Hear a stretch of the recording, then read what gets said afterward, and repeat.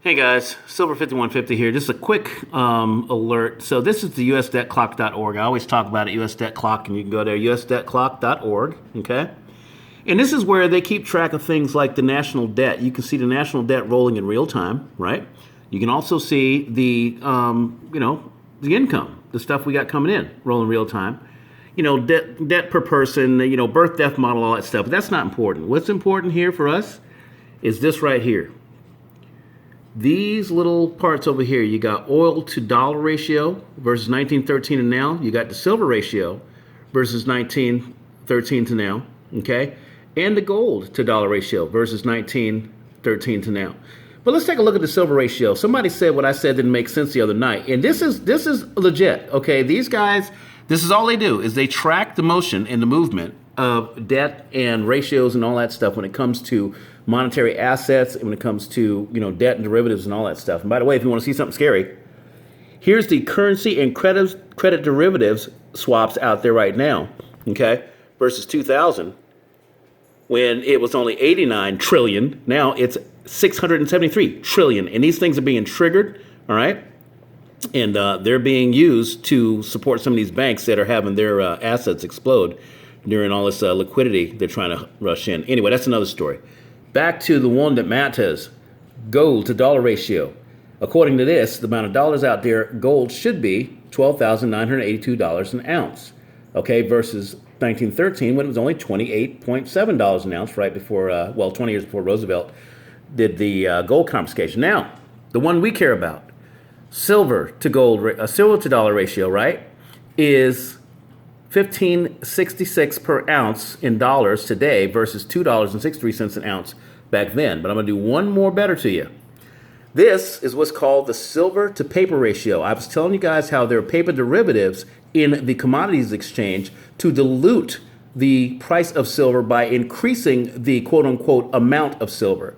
There are 175 paper ounces of silver in a commodities exchange for trading, so people can trade without taking physical ownership, to an actual ounce of silver.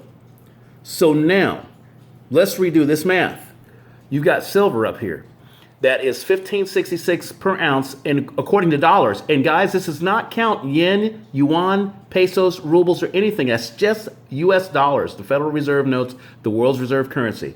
$1,566 an ounce for an ounce of silver, according to the amount of dollars we have. If we were to go to a partially backed system where they only did 66% backed by silver, we still be at $1,000 an ounce, according to the dollars that are printed right now, okay? Now, you multiply that times the number of paper ounces of silver to one physical ounce of silver, and you can see that the math starts to go astronomical. You'd have to go $1,566 per physical ounce times the 175.33 paper ounces to the one physical ounce. And that's what you would get as a dollar price for silver if silver was priced fairly in the market. Now, we know that makes no sense because that's absolute hyperinflation. But my point is if silver's so worthless, why isn't it a base metal in price with copper, which is getting close? And why is it up here with the big boys with numbers like these posted when you actually start to value it properly against the paper silver ratio, paper shares in the COMEX that are used to dilute the price of silver, and the actual dollar to silver price in the market? Instead, we get it for $14 and change spot and an $8 premium, putting us at $22, $23, and we have a fit. Guys, I'm telling you, this is the biggest no-brainer of a lifetime. It is the biggest amount of economic energy. It's just huge. The amount of economic energy is trapped in silver, and it's going to get released. You don't want to be trying to chase it once that happens. You want to be in possession of it then. You want to be the people that have the power to use this once it starts to come to fruition. It's coming. Now, I know the day we didn't have a lot of big moves. Yesterday wasn't a big move, but I'm telling you, once it happens, it's going to be violent.